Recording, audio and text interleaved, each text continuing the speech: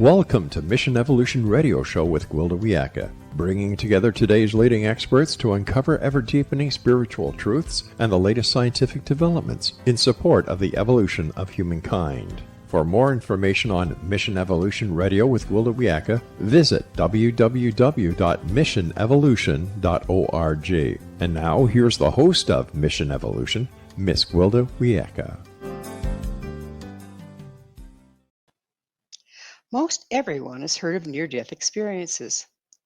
They're surrounded by much speculation and skepticism. But how about NEDs throughout history?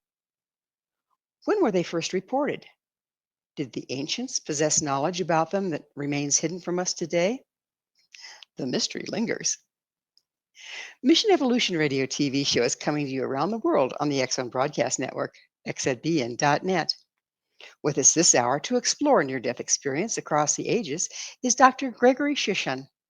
Gregory is a historian of religions and an award-winning author and the leading authority on near-death experiences and the afterlife across cultures and throughout history. His books include Near-Death Experience in Ancient Civilizations, The New World Extraordinary Experiences of the Afterlife, and Near-Death Experiences in Indigenous Religions. Dr. Shushan has researched and lectured at universities in the UK, Ireland, and Switzerland, and has given numerous talks on his research in 9 countries. He's appeared on the History Channel. His website, GregoryShushan.com. Gregory, thanks for joining us on Mission Evolution. Thanks for having me on, Gwilda. Appreciate it. It's a real pleasure. This is a wonderful topic, and I love you kind of coming at it from a different angle. You know, a lot of people deal with near-death experience, but where did it first start? That's a curiosity. What, sir, is your background? I actually came at this subject through Egyptian archaeology, strangely enough. Most near-death experience researchers are psychologists or medical doctors or scientists of different kinds.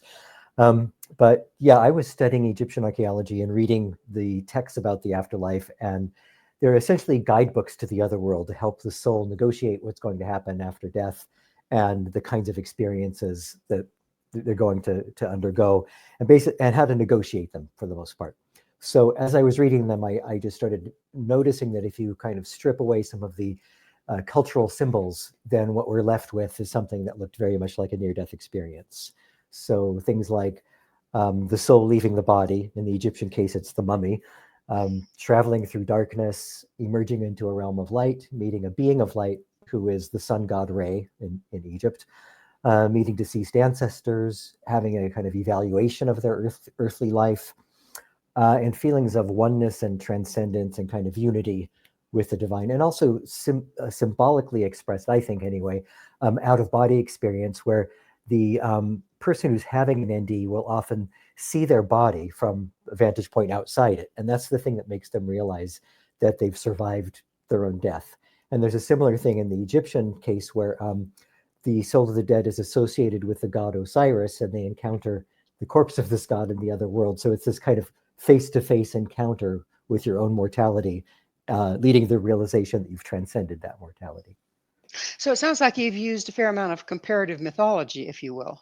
I have, yeah. And I also compared the Egyptian afterlife beliefs to the afterlife beliefs in ancient Sumer, Mesoamerican cultures of Aztec and Maya, pre-Buddhist China, and India, and the Vedic period, which is kind of the proto-Hindu sort of period.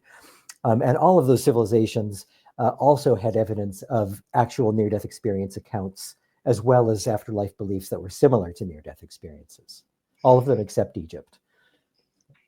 Except Egypt, that's interesting. It is, yeah. The reason for that is that the Egyptians had very limited uses to which they put writing. It was basically for ritual purposes or bureaucratic purposes, or for the king to brag about the people he conquered and the things that he built and things like that.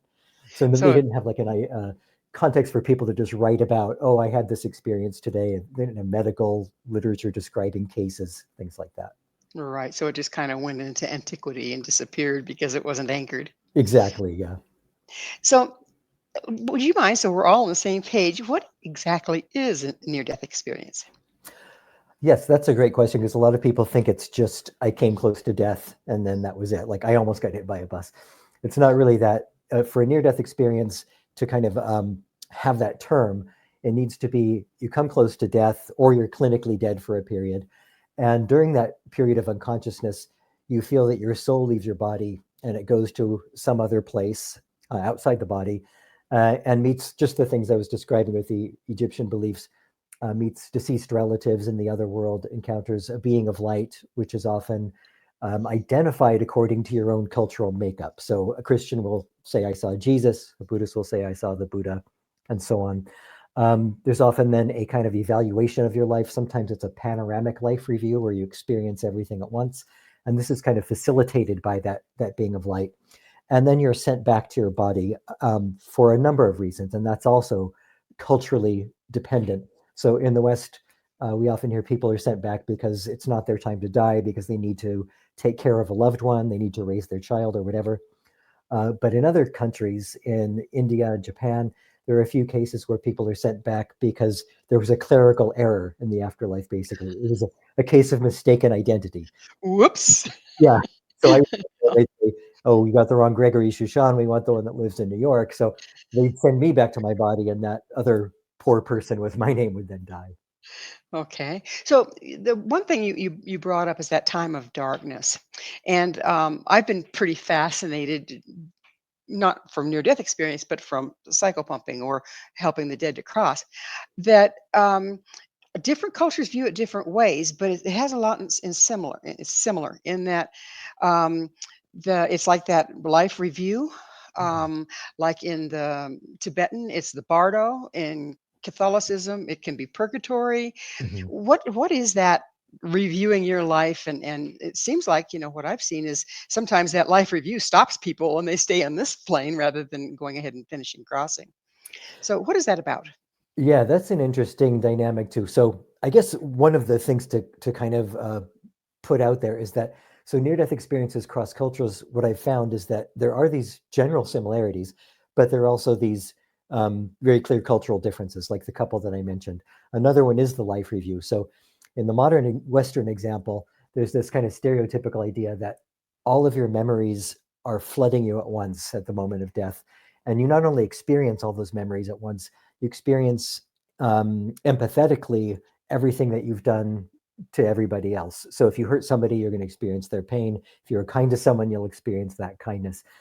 That kind of panoramic life review is almost absent in different cultures, cross-culturally. Instead, it will be, there's a Native American example of a Native American elder who had a near-death experience. And during that experience, he enters a room where there's a man sitting behind a desk. It's also a kind of bureaucratic thing. This man's going to help evaluate his life. And on a photograph behind this man, there's a picture of the person having the near-death experience himself. And somehow that picture embodies all of his life's deeds and all the things that are going to be evaluated. So it's the idea is the same, this evaluation of all of his life, but it's not a panoramic thing that's happening to him personally. So yeah, it's just an interesting. What I think is that people who are studying near-death experiences and coming up with kind of theories about them need to take the cross-cultural things into account in a little more detail. Because, for example, there was a recent study where scientists found that there's a burst of electromagnetic energy at the moment of death, and they said that's the life review. It's the brain shutting down. All the barriers in the brain are flooding the consciousness with memories. But if that's not happening cross-culturally, then that theory doesn't quite work. And that goes back into the comparative mythology thing. Exactly. You keep what they all have in common, get rid of the rest, and you probably come closer to the truth, right? Yes, that's a good way of looking at it. Pretty fascinating. So, have you personally experienced a near-death experience? I haven't. No, not at all. Lovely. Which I think it kind of positions me in a way that I can look at the subject a little bit more objectively. And I also don't have religious or philosophical commitments behind what I'm doing. I didn't kind of enter it thinking I'm going to prove there's an afterlife or I'm going to prove that everybody has had these experiences. It was really just kind of, I want to learn what's going on about these beliefs and how they relate to these experiences. Were you surprised when you started finding that they're almost universal? I was surprised. And what kept it interesting, actually, is while I found accounts from around the world, sometimes the way they were interpreted differed quite a lot. So in Micronesia, for example, and in sub-Saharan Africa, there are a lot of accounts where there are examples of near-death experiences, but they didn't influence afterlife beliefs in the same way. And in fact, there was hostility towards them because the local beliefs were already that somebody who comes back to life is basically a victim of sorcery or witchcraft, or they're a zombie or something like this. So people didn't believe even that this was their loved one who came back to life. So they wouldn't listen to what they had to say. Oh, that's so sad. Yeah, it is. But the fact that they're having near-death experiences to begin with, and there are exceptions in a few cultures, mostly Zulu cultures had, they kind of accepted near-death experiences. They had afterlife mythology that mirrored near-death experiences, but a lot of the other cultures didn't. So it was kind of the exception that proves the rule in a way. So I understand you've done studies on near-death experiences. Could you tell us about a few of them? Yeah, so one of them, the two major ones, one of them was the one in ancient civilizations I mentioned, and that was really comparing the afterlife beliefs in all these cultures, and particularly the way they describe the journey immediately after death from this realm to the other realm, and what the different stages of that journey are. So comparing that, those kinds of descriptions to near-death experiences around the world. And as I mentioned, I found near-death experience evidence for actual accounts of them in all of those civilizations, aside from Egypt. So for example, in China, there's a 8th century BCE account of a local governor who is lying there on his deathbed, and he travels to the other world, and he meets the emperor of heaven, and he's in this kind of realm of joyfulness and singing and dancing, and he's very happy to be there. And then at one point he sees that next to the emperor, there's a young boy standing there. So the emperor sends him back to his body. And then years later, he's walking down a street in a different province, and he encounters a man in the street. And the man recognizes him, and he says, on this particular date, you had a near-death experience. You went to see the emperor of heaven, told him all about the experience. And the man says, how could you possibly have known that? And he says, I was the little boy standing there at the side of the emperor of heaven. So Gregory, you're giving me goosebumps. and these kinds of accounts, so for one thing, that was they were concerned with recording the evidence of the near-death experience to show that this really is a genuine experience. And this is something that we see cross-culturally, including in present times. There are a lot of accounts of people encountering the souls of people they didn't know had died, and then when they come back to life, they're told, by the way, Uncle Bill died, or whatever it was. And they go, well, I just saw him in the other world. I knew that. Just amazing.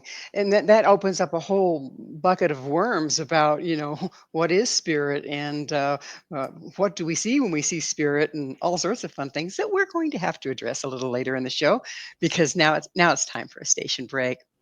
Gregory and I will return very shortly, so don't you go away. This is Mission Evolution, www.missionevolution.org, and we're coming to you on the X Zone Broadcast Network, xzbn.net.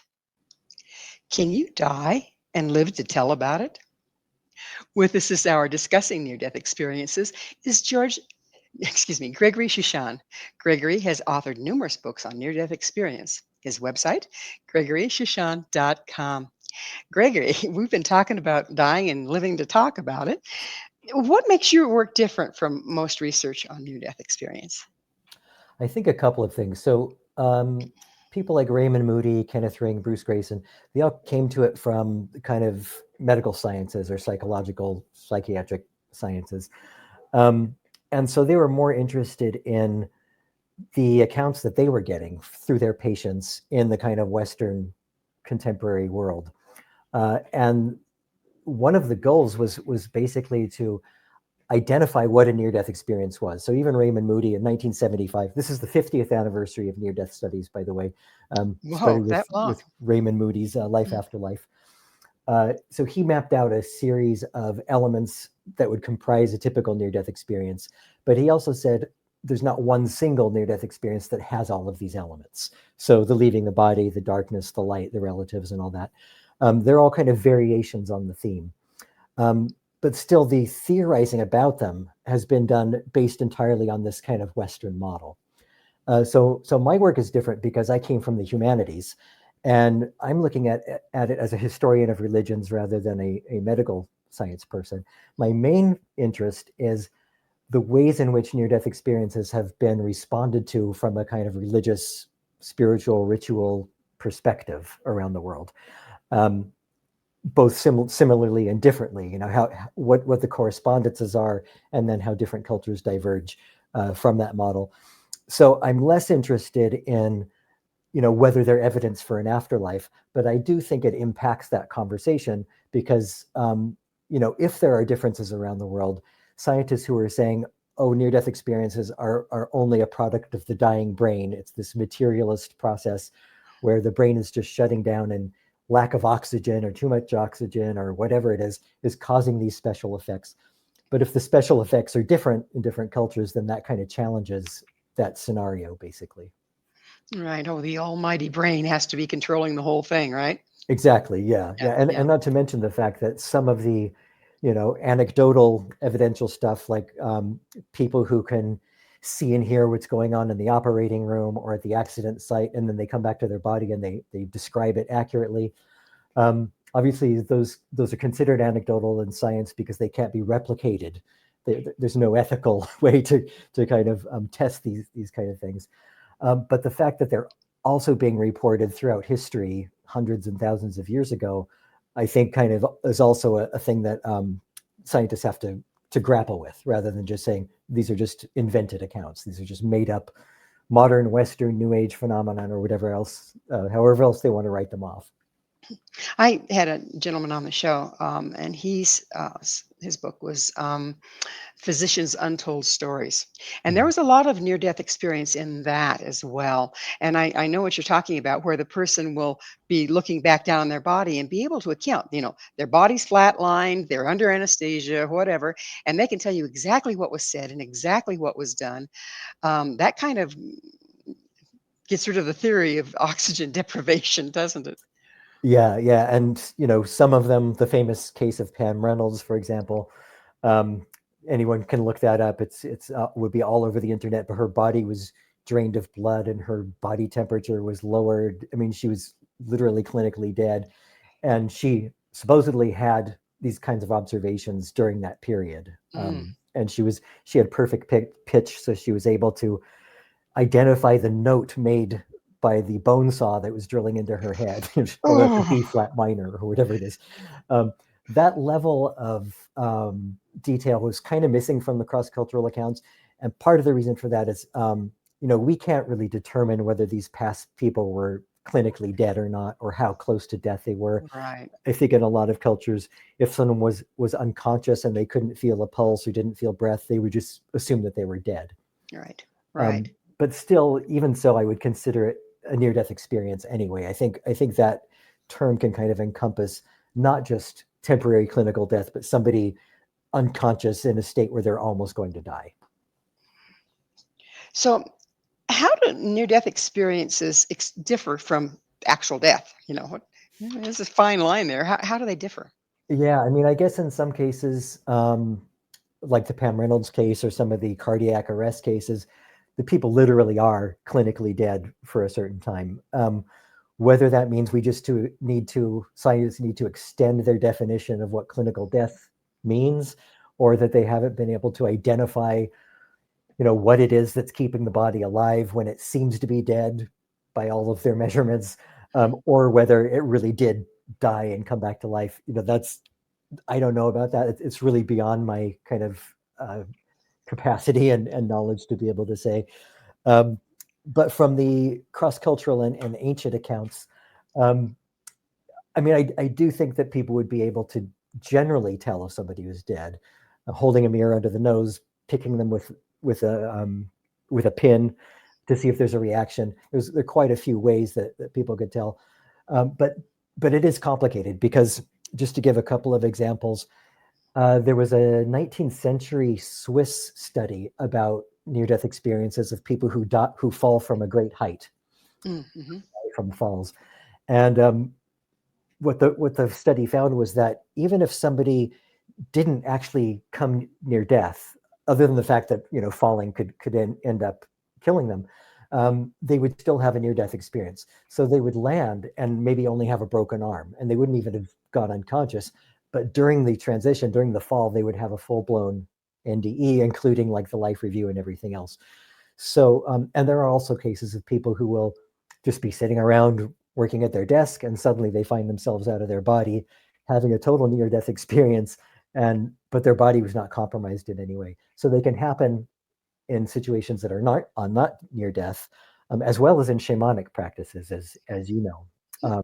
And some of those practices are brought about cross-culturally by different methods of chanting and dancing and drug use, specifically in order to replicate a near-death experience. So I found this in Native American societies in Polynesia and other places, that basically because near-death experiences, they often result in a positive transformation on the individual, and they attain positive new knowledge about the afterlife, which they then transmit to the community.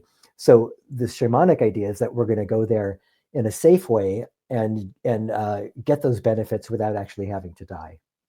Well, I know just about every shamanic culture has initiations for your shaman, and they involve these horrific, being buried up to the neck in the sand and left overnight, things that could actually end up in a person's death.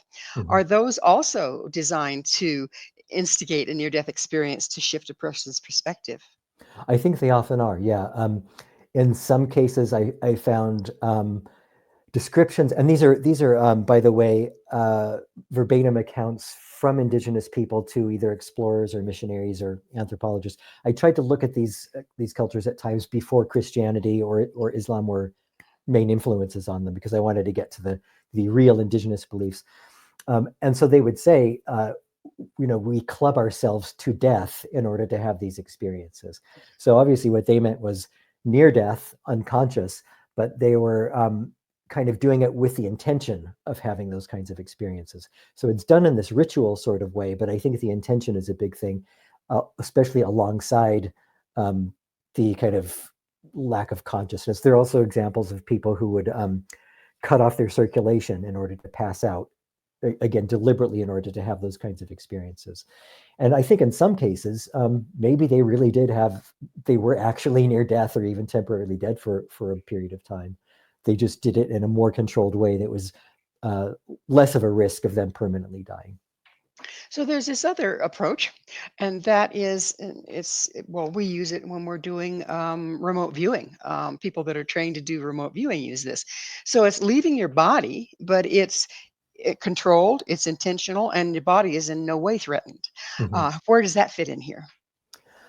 I haven't run across many accounts of that specifically outside of the kind of shamanic context. There are a lot of shamanic accounts where they don't describe the technique, but they will just say the shaman went to the other world in order to rescue the soul of somebody who is in danger of dying. So that's basically, they were sending their soul to the other world to bring back a near-death experiencer. And the reason that person had a near-death experience is because of the shamanic intervention. They called it soul retrieval. Exactly. So yeah, and then that person would come back to life, and then the shaman would also return to consciousness.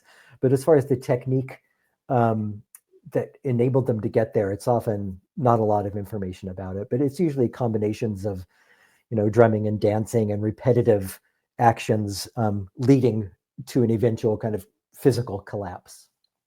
And sometimes it's not with the total physical collapse. It's just a matter of the drumming and the repetitive motion shifts the brain waves from beta to alpha and even into theta. And that's where they have their experiences. So it's like this crossover place. We're shifting our brain waves. What happens when we die? Do our brain waves shift at that point too? Yeah, that's a good question. And if that trance state that shamans are getting into, is that the same state that happens at the moment of death? Unfortunately, there hasn't been any solid research on that I know of. But yeah, I think it can't be dismissed, the idea that the similarities of shamanic experiences with NDEs, and even traditions that a lot of people may have heard of, like the ghost dance in Native American cultures, the Indian Shaker Church, the Dreamer religion, lots of these Native American religions, as well as ones in Polynesia and elsewhere, were literally founded on the near-death experiences of the prophets who originally started the religions. That part is kind of left out of anthropology. So I've been trying to kind of find examples of this and say, well, actually, there is this common thread through a lot of these shamanic traditions. And that's that first a shaman or a prophet had a spontaneous near-death experience. And through that experience, it gave them the ability, the technique, even the idea of transmitting this to the rest of the culture and basically democratizing the afterlife for everybody without having to die first. But we communicate that in the use of allegory and archetypes, don't we? Yes, I think that's definitely the case. There's a Mayan mythological text, which is also the creation myth, afterlife myth, called the Popovo, and it's very much a mythological story about these twins who travel to the underworld, and they outwit the lords of the dead. And at the very end, after going through all these trials, they ascend into the light. So it's very much a shamanic NDE afterlife journey kind of myth that's expressing the basic idea behind it, which is the acquisition of knowledge through death and the underworld, traveling through these other worlds and how to negotiate them, and then ultimately ascending into the light. Do you think that, obviously who we see, the beings that we see as we're crossing, are dependent upon our belief systems? So some will see Jesus, some will see Muhammad, et cetera, et cetera. Do you think that's because it's the same energy, but we are interpreting it according to our culture? That's a great question. I do tend to think that the alternative is that, all of these religious figures literally exist everywhere and that you just happen to see the one that you believe in. I find a little more difficult to believe. I think whatever that being of light is probably is the same manifestation or whatever you want to call it for everybody, but we're kind of projecting our cultural symbols onto it and our beliefs in ways that will help us to understand and relate and accept what's happening to us. Well, it's that time again. We're going to have to take another station break. Gregory and I will be right back to continue this discussion. So please, you stay right there. This is Mission Evolution, www.missionevolution.org. Why is this happening to me? This is Mission Evolution, missionevolution.org. With us discussing near-death experiences across the ages and cultures is Gregory Shushan. His website, gregoryshushan.com. Gregory, I have to say that if you're having a near-death experience, I'll bet you wonder, why is this happening to me? Given the results of your studies, what kind of, what does what's the purpose? Why? What's the purpose behind near-death experiences? Wow, that's a huge question. I mean, if you look at it from the shamanic perspective and from the perspective of the people who are having these experiences cross-culturally, the indigenous people, and modern people, it's a glimpse of the afterlife. It's a way of accessing the other world and then coming back and teaching people about what it's like there, teaching people we don't die. This is just a temporary reality that you're living in. You're a soul having a human experience. You're not, a human who's going to just die at the end. You're going to live on. And also bringing back certain kinds of messages from the other world that are often a benefit to the community. So just to give a couple of cross-cultural examples, there's a Native American account where the person is told, there's this disease that's plaguing your community. If you go to this particular mountain, you will find this plant and bring this plant back and crush it up, and this will help heal the population. So this kind of information that's a benefit to society is often given in these experiences. How you could explain that in the sense of, more materialist perspective, like for people who don't want to believe that near-death experiences are evidence for an afterlife, you could, I guess, come up with a model that it's an evolutionary kind of process, that these experiences are kind of help to lead to healing types of procedures, phenomena. But why that would happen at the moment of death, to me, is not really explained. It seems like from an evolutionary perspective, at the moment of death, we're no longer useful to the community. So I don't know why we would have this experience, such this kind of profound, transcendent, metaphysical experience when we're about to die, when it doesn't matter anymore, if there's not some kind of meaning behind it. Or place you're going that you need the intel for. Exactly, yeah. So most people that I've talked to that have had a near-death experience find themselves radically changed on the other side. Their sometimes relationships blow up and new ones come about, or their relationship to money and everything else just really goes under a radical change. Mhm. What have you found about that? Yeah, I think that's true. There's people generally become less materialistic, more charitable, just kinder people often. Some people become kind of depressed that they had to come back, that they enjoyed it so much in the other world, that they're unhappy that they had to come back. There's a great example from 19th century Hawaii of a indigenous woman who had an NDE, and she was so happy in the other world, and she actually refused to leave. And the spirits eventually said, no, you really need to go back. And all of these kind of loving, happy people who initially greeted her actually chased her back to her body. And even then she said, I don't want to get back in that cold, dead thing. That's not even me. And they forced her. They pushed her through her big toe, the text says, back into the body. Right through the heart meridian, right? I guess so. So yeah, there's this. There's definitely the transformational effects of near-death experiences are seen cross-culturally, as well as the idea that it's this wonderful place that we can look forward to going to, rather than a place that we should fear. And that's another point. How do people's attitude towards dying change? I know it's kind of universal that we're afraid of dying to the point that we just don't even think about it. What does that change on the other side of a near-death experience? It does, yeah. That's one of the most common after effects of near-death experiences, is that people are no longer afraid of death. But also, I would question if people really are as afraid of death as we are in the Western world, cross-culturally. And I'm just thinking, again, going back to some of the sub-Saharan African examples, the whole kind of complex of the reasons why near-death experiences weren't accepted into society. I mentioned the thing about corpses coming back to life, but there was also just an acceptance of death that we just don't have. For example, elder people would just kind of wander off into the forest when they thought it was their time to die, and they would just lie down and wait to die. And missionaries would come upon them and say, actually, we can save you. All you need is some penicillin or whatever it is. And they would say, no, leave me alone. It's my time to die. So that kind of acceptance, I think, is culturally unheard of in the West. I know a lot of individuals reach that stage. But even then, a lot of their family members think, wow, she's just giving up. This is terrible. But really, it's a healthy kind of attitude for people to have, I think, to have a kind of radical acceptance when that time really comes. Yeah, it's an amazing. A lot of the indigenous people, they just walk into the storm, become food for the next animal that comes along, and they're good with that. Exactly. You Yeah. know, and Yeah. I wonder if it's because your more indigenous cultures live closer to the earth. They live closer to life and death and the cycles of the world. Yeah. Have you I have think you looked that's into true. that at all?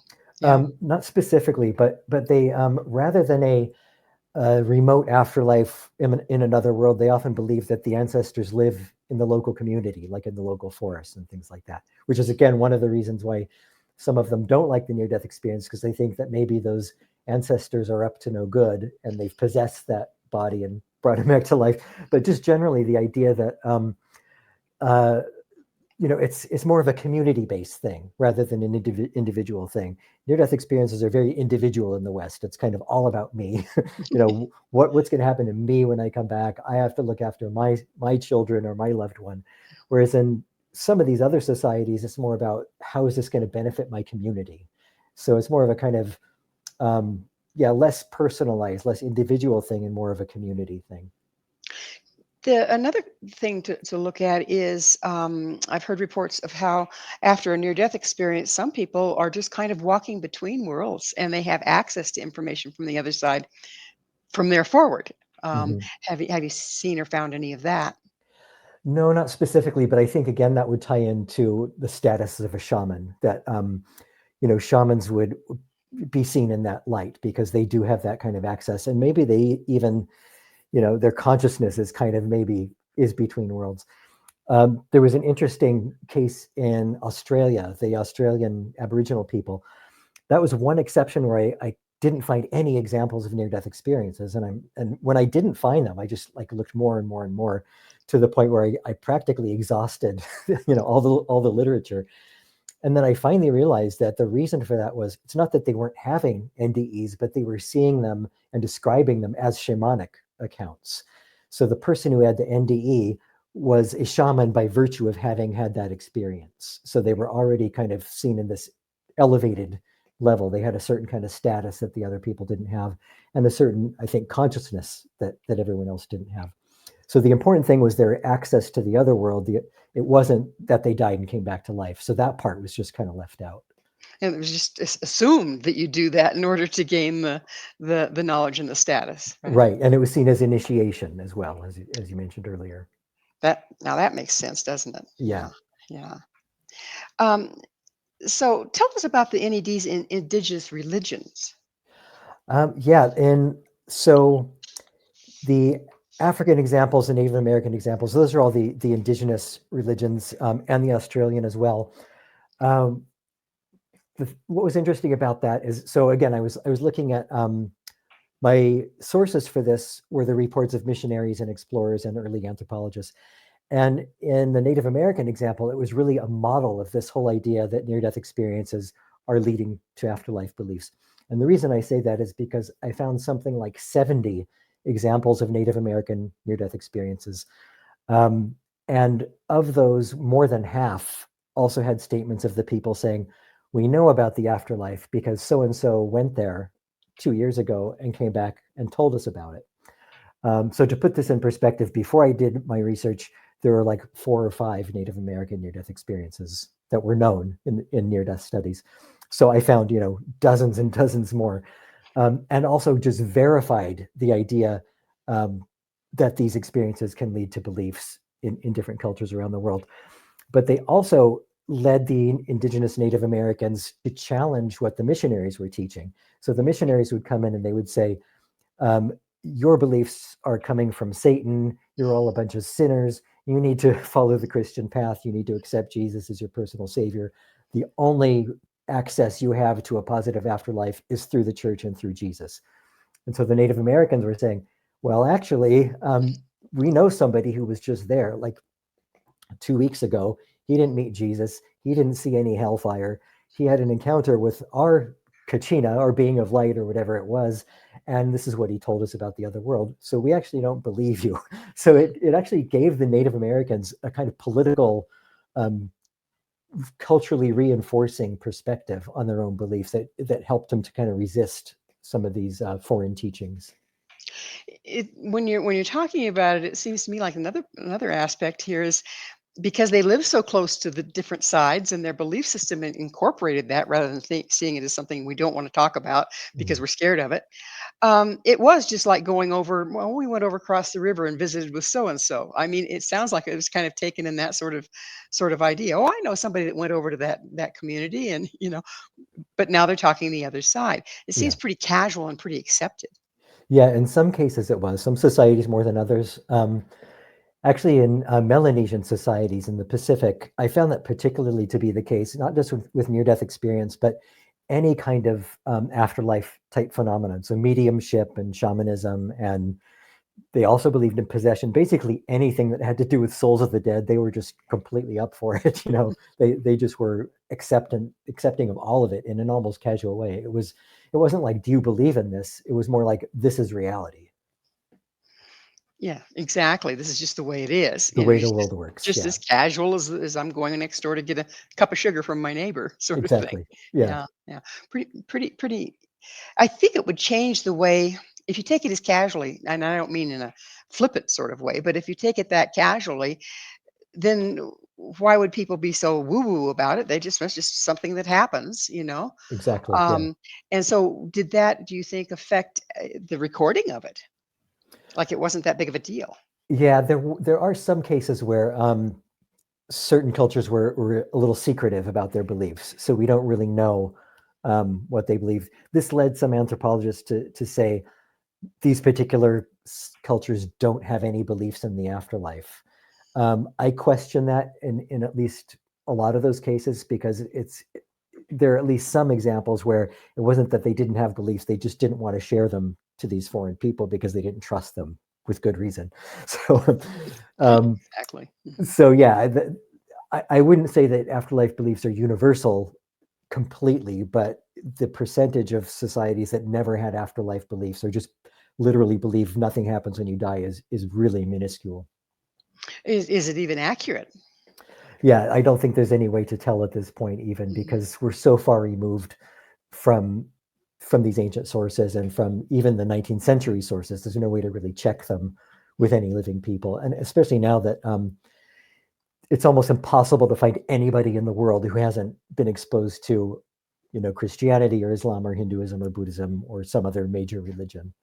That then skews the way we perceive these things to a certain extent, doesn't it? Yeah, exactly. And at least, from a kind of scientific perspective, it shows what there's always the question of where did they get that belief? Is it really an indigenous belief? Mhm. And even though it might have become indigenized, I mean, in India, they're famous for, taking Well, different beliefs. I hate to interrupt, but Oh, no. it's that time we need to take another station break. Please stay with us as Gregory and I continue to explore experiences from the other side. This is Mission Evolution, missionevolution.org. Are all near death experiences created equal? This is Mission Evolution, missionevolution.org. We're continuing our discussion with Gregory Shushan. His website, gregoryshushan.com. Gregory, with all the, you've unearthed, if you will, a lot of near-death experiences, and we've been talking about some of the things they have in common. Are they all pretty much the same, or are there some real different ones? There are some pretty different ones. I mean, the way I've come to look at them is that they're all different. They're all very different in numerous ways, but they share this kind of core of thematic similarities. These things of, leaving the body, going to the other world, the darkness, the light, the deceased relatives, the being of light, being told to return. In a general way, those kind of elements are pretty common and typical across cultures. But then the ways in which we actually experience them, I think, are different. So again, the idea that some people see the being of light as the Buddha and some people see him as Muhammad or whatever, and even the return to the body I mentioned. Some people they say, I was sent back because I have to fulfill something in my life. I have to look after my son. Other people, it's a case of mistaken identity.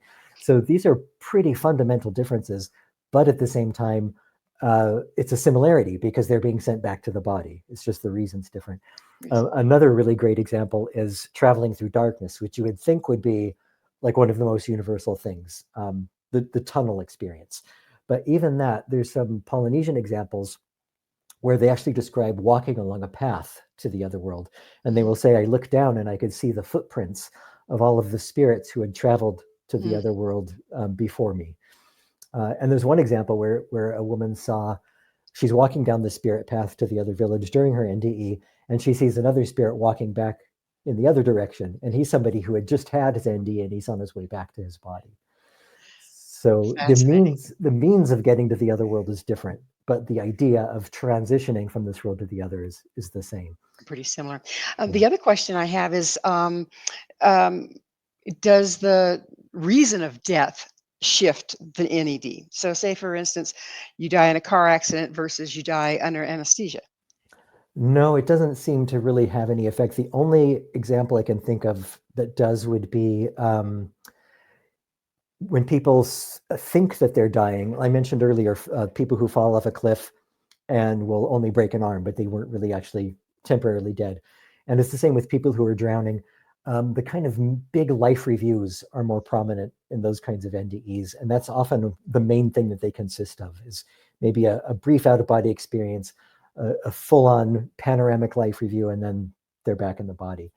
I think that's the only correlation between the type of an experience and the mode of death that I can think of. Well, you spoke of the shamanic spiritual illness of soul loss. Mhm. Are there any accounts that you found where a person doesn't make it all the way back? Um, I don't think there are any. And I think if it's from the perspective of the near-death near-death experiencer. Obviously, they wouldn't be a near-death experiencer if they hadn't come back. But I don't think it would be in the shaman's or the culture's vested interest, best interest, to admit to a failure like that. Like, our shaman tried to bring this person back and it didn't work. Yeah, it So, just didn't work out. Sorry. yeah, I don't think there are any examples like that. But, interestingly, even though, the word shamanism is a tricky one too. So, for example, looking at Vedic India, the early Indian cultures, there's a text called the Atharva Veda, which is from maybe 800 BCE. And that text describes kind of magical practices for soul retrieval. And in that text, it describes what the person who's almost dead or is in danger of dying is experiencing. So it shows they knew all about near-death experiences and that they had this kind of magical technology for helping to bring people back from the dead. It almost sounds like, that when a person comes back so changed, they're more altruistic, they're more balanced in a lot of ways.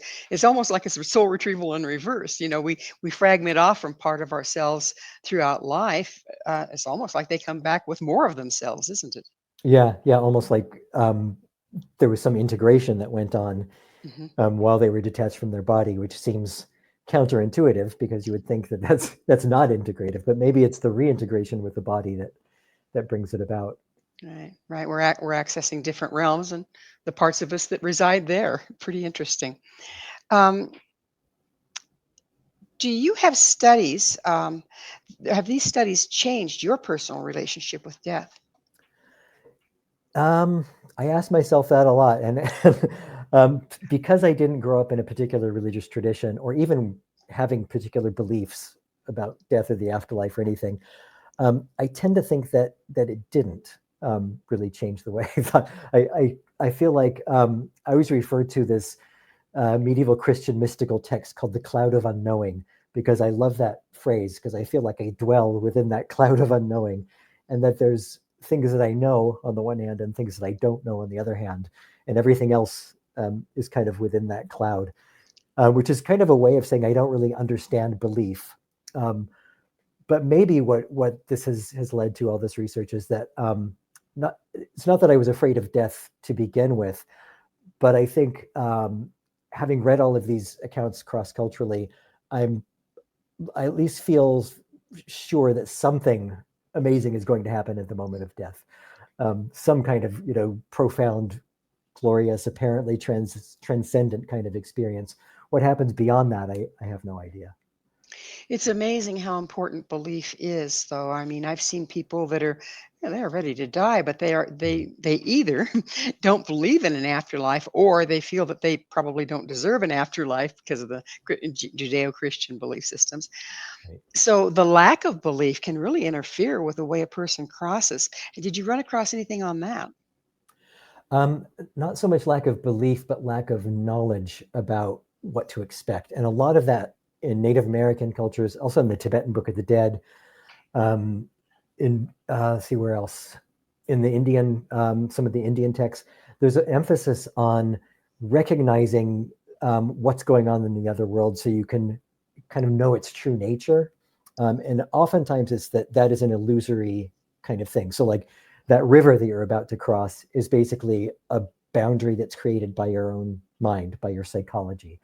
And so the texts are kind of telling you how to transcend or negotiate these barriers so you can continue in the other world, in the journey, and have a more positive ultimate experience. Well, they have metaphors, don't they, for that whole Yeah. thing? I know there's the Tibetan land of the dead, and to get to the Tibetan land of the dead, you have to cross a river. Right. It's a journey. It's a journey, Yeah. and it's almost like a little guidepost for people that are dying, isn't it? Yeah. And I think even though they are metaphors, as you say, I think the way we experience them is actually in the moment of death or in that near-death state, I think we're actually projecting our cultural symbols onto these experiences. So some people will see it as a river, some people will see it as a fence, and some people see it as any other kind of boundary. The metaphors, aren't they just to make sense to the mind of what we're energetically experiencing? Yeah, I think that's exactly it. Yeah. So we're energetically experiencing it, then we'll translate it in what makes most sense to our personal mind and experience. Yeah, and I don't think it's happening retrospectively, and I don't think the mind is creating the experience. I really think it's projecting comprehensible content onto the experience. It's Hmm. giving it form through the processes of our minds. A way to interpret it to make sense Yeah, yeah, in real time. So in it's real time. yeah. Yeah. That's why I look at it as projecting onto it. Do you feel that you keep changing as a result of your work? Uh, um, yeah, I guess so. I mean, I don't think it's changing me in any super profound way, but I also don't think, I can spend 25 years researching this kind of metaphysical kind of material without it changing me. So I do feel like it's definitely sunk in a way that's yeah, possibly changed my perception on life and death and living and dying and certainly our place in history. And we tend to kind of feel that this particular time in history is so monumental and important and life-changing and pivotal, but it's just a moment in history. And we as individuals, we really are just these blips that are barely even going to register. So A moment's sunshine, if you will. yeah, Yeah. exactly. And I don't think that's, some people would think that's depressing, that it's this kind of existential crisis, but I just think it's a way of like, where are you on this river of time, and where is that river flowing? I think is the question. So, does past lives fit in here at all? Have you seen any reference to past lives with near-death experience? I have, yeah.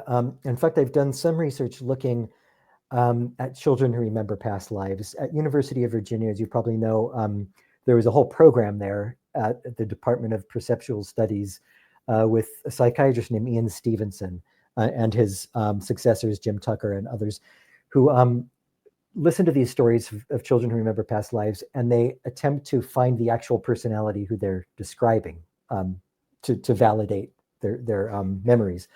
So that was less interesting to me, and it's so many other people were already doing it. But what I found interesting was some of these children also remember the death of their previous personalities, and when they describe it, they say things like, "I was hit by a cart. I remember my soul leaving my body. I went to the other world. I looked down and I saw my funeral. I met a being of light. Um, I I was I underwent a transition phase where we evaluated my earthly life. I met deceased relatives.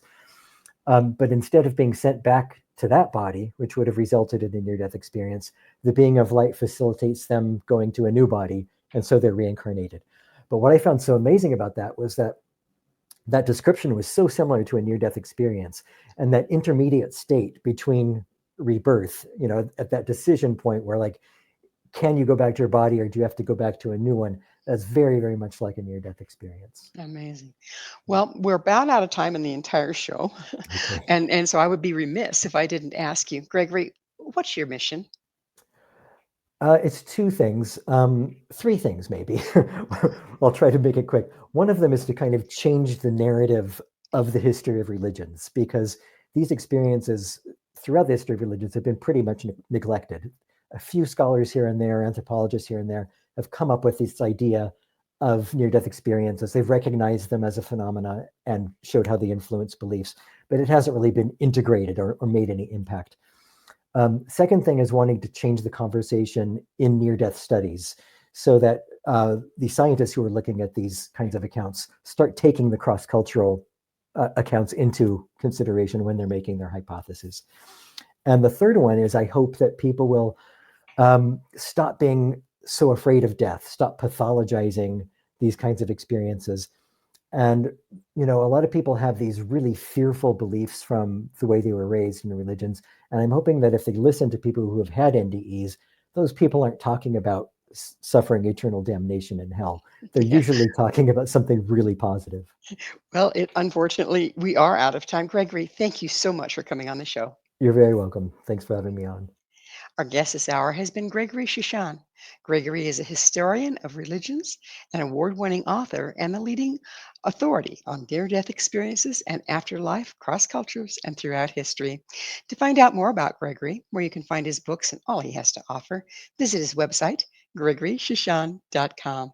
This has been Mission Evolution with Gwilda Wiyaka. For more information or to enjoy our past archived episodes, visit missionevolution.org. But please be sure to join me right here next time. This mission will continue, bringing information, resources, and support to our rapidly evolving world.